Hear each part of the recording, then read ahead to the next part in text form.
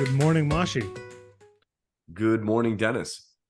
Oh my God, the plot twist. Well, I do have a Good coffee evening, this time, Dennis. despite it being 5 p.m. here. So I am That's leaning not into good, your neck dude. of the woods. Why are you doing that? That doesn't stop me sleeping. I don't really have trouble with that. No, it's funny. It may not stop you sleeping, but the caffeine does affect your brain chemistry. So it won't affect you. Some people it doesn't affect their sleep. And so I used to drink coffee at all times of the day, but it does It might affect your affect my brain. quality of sleep. Yeah, okay. Yeah, it affects your brain chemistry during sleep. So it's just better. One of the truisms of knowing our bodies and kind of like feeling things out Mhm. is we really don't know everything that's going on in terms of our body processes and what's going on internally. But we reduce everything down to what sensations and feelings we have. It's like, no, it's not affecting me at all. It's like, bro, you could be taking a lot of things. You could be eating a lot of things, drinking a lot of things, having a massive effect on your body, but you don't feel it. But you're 29, so who gives a shit? What's your cutoff for caffeine? 2 p.m. 2 p.m. All right, I'm not too far off. I'm within margin of error. It's 2 p.m. somewhere. Yeah, but that's like I'm stretching a point. Now, and I'm a big like espresso after dinner guy. I'm pretty sure I've seen you get espresso after dinner recently as well. But I do decaf. Oh, that's whatever. Okay. When we were at dinner, when we were at dinner in Vegas, I got a decaf coffee after dinner. Okay. All right. All right. Yeah. My quote for the day, Mashi, is something that's a principle that you and I have talked about before. And it's a Milton Berle quote, which is, if opportunity doesn't knock, build a door, which is very similar to a sort of tenet that you and I talk about a lot, which is that some people believe that you can manifest things and, actually will your belief into the world. And I am not one of those people. But I do believe that I am. You are, that's true. I do believe that in doing that, you partially consciously, partially subconsciously make yourself more receptive to opportunities and put yourself in a better position to seize them when they appear. And that certainly, from a results perspective, looks an awful lot like manifesting them into reality. Yeah, I think that maybe we do agree. Manifestation isn't, a genie Mysticism. popping in and granting you 3 wishes. When you manifest things, I think is about priming your body, your mind, everything about you to be alert for opportunities, to create opportunities, to see the opportunities when they come knocking. So many opportunities that slip through our fingers because we don't see them. It's not about the stork dropping a baby on you. It doesn't work that way. It's not how you make a baby, right? You have to put work in. And I think that's the biggest thing. I'm big on, I do like manifestation. We did a whole episode, do or do not, there is no try, and things like that.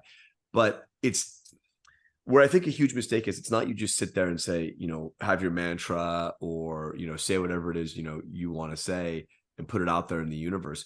I'm a big believer in, and this sounds funny because I'm not a religious person, but God helps those who help themselves. Right. And this is go similar out to there, that, right? Right. Exactly.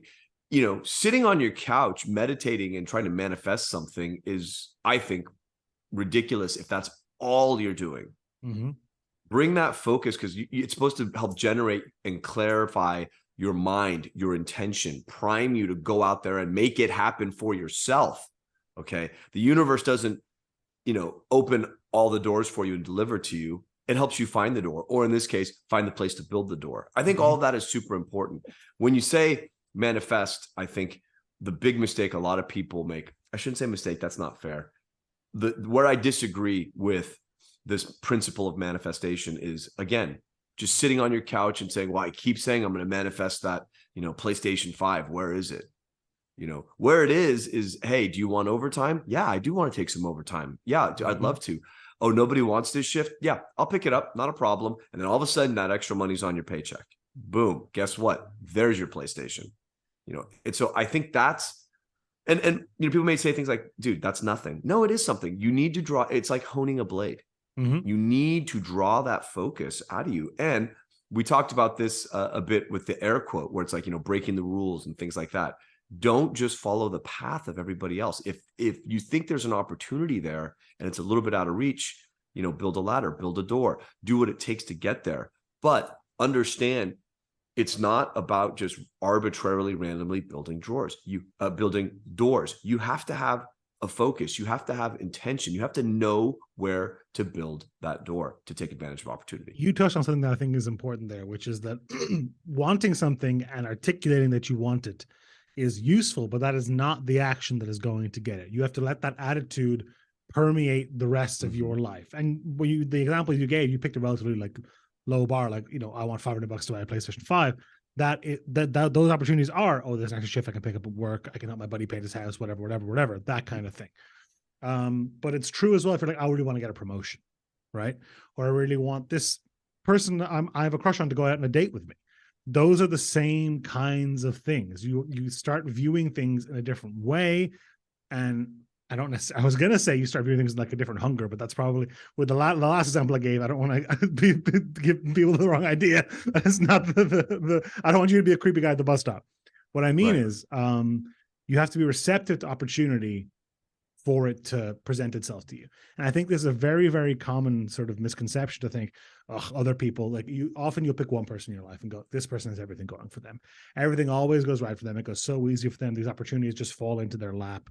And obviously there's a natural amount of variance. People get dealt different lots in life and everyone has different opportunities and people get lucky and unlucky. But it is also true that by honing your attitude, honing that blade, like you talked about, it not only increases the amount of opportunities you have, but more importantly, increases what you do with the ones you get and makes you see them is the real thing. That's the key right there. You don't know what you're looking for if you truly don't. And this is we talked about this with SMART goals. I've actually been re-listening to old episodes because I got to start promoting this more. I'm going to start, but it's funny. You don't really know what you're looking for. Me, I like to go to the gym. And you don't know if you're progressing if you're not writing it down. You don't know if you did 10 pounds a week ago when you did this lift. You don't know if you did 50 pounds or 80 pounds. You're kind of like, I think I did this. You don't write it down. You don't know what you're doing. You can't see your progress with your goals, with your aspirations, with your dreams. If you don't write them down, if you don't articulate them, and I do mean write them down or put them down in some way that's permanent, you don't really know what you're going after. And how are you ever going to find what you're looking for if you don't know what it is? And that is the crux of it all, is when you don't know what it is, you will walk right past it. You will walk right past it a dozen times. Always in the name of looking for it, this amorphous idea, you'll walk past the tangible thing when it's right in front of you. And that's the crazy part about it. And you know how hard it is to get someone to write down their goals? It's a fight. You write down your goals. You know, what do you want to do in a year? Where do you want to be? Nobody ever wants to do it. Trust me, I used to require it during one-on-ones, and you know this. I hated it. Kicking and screaming. And it's like, this is a fun activity. Can you just daydream for 20 minutes and, you know, about everything you want to do in a year and everywhere you want to be and the things you want to accomplish? That is the first step to building the door. That is just it right there. You're laying the foundation. You can't run around building doors or opening doors and popping your head in everywhere. That's a path to madness, not a path to success and happiness. So I think it's really important to know and focus your energies on what you want to do, where you want to be. Then the opportunities will present themselves, or you'll see that path, as Milton Berle's talking about, and say, hey, I can't see how to get there right now. So let me build that path. Let me build that door. Let me find that way. I'm not sure if this is something I've talked about on here, but if it is, here it is again. This attitude is the reason you and I met in the first place. Because I was in Seattle for an event for Wizards of the Coast. And I was jet lagged. I was very tired. And I'd been out and I had an interview the next morning with Mark Rosewater, which was like a big break for me at the time. It would be cool now. I'm not going to pretend that's. I was going to say, don't qualify it.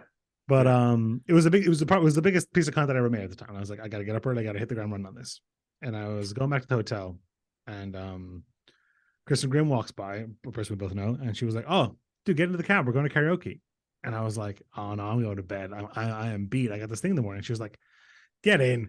And I paused for myself, and I thought to myself, there are so many more worlds where I regret not going, and the worlds where I regret going are much fewer and far further between. I think, you know, I've come all this way. I've flown halfway around the world.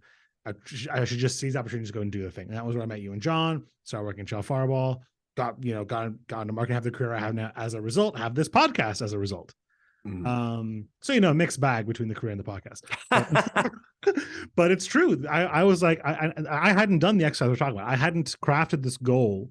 I was playing it by ear. But I was trying to internalize this feeling of, if an opportunity presents itself, I have to go for it. And when I say present itself, you need to be looking. It is not always going to be obvious. And it's not just that it's not always going to be obvious.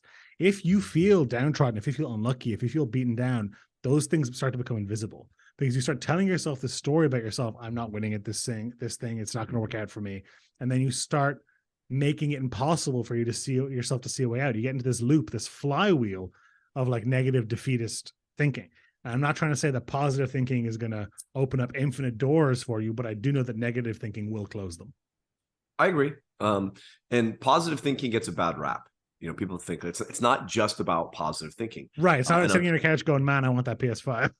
And I'll do you one better. The only reason we were there is because we ran one GP in Oakland, and Sasso got it in his head. I want to run all the events worldwide. I want to run all the events, which at the time, this is 2013, 2012, was one of the most ridiculous statements I think he could have made.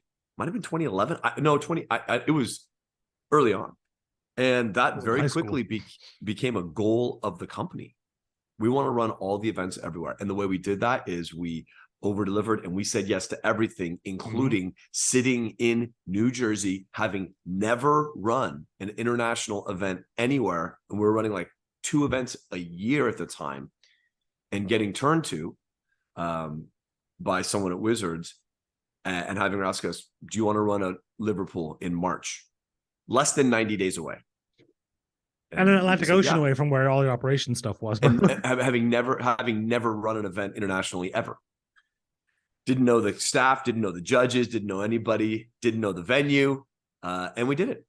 And it was doing things like that. And this is where we did a tremendous amount of work, where for a long time, we were running 2 companies full time. It was 2 full-time jobs to get to achieve that goal. And we did.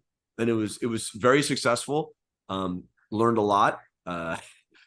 Overall, it was incredibly successful. There were moments of wins and moments of losses, as there always in life. But it was truly, when we talk about manifestation, like all the ridiculous statements you make about the things you want to manifest, all the ridiculous ideas that you say, that's so crazy. Dennis, how could you say that? That's crazy. It's not crazy 5 years after you do it.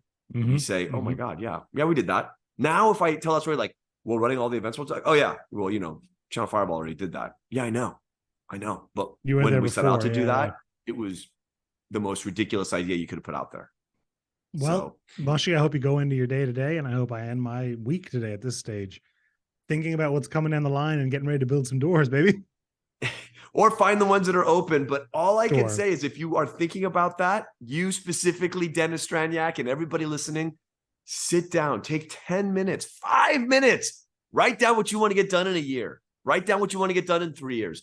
It's a daydream. It's a fun exercise. Just fantasize.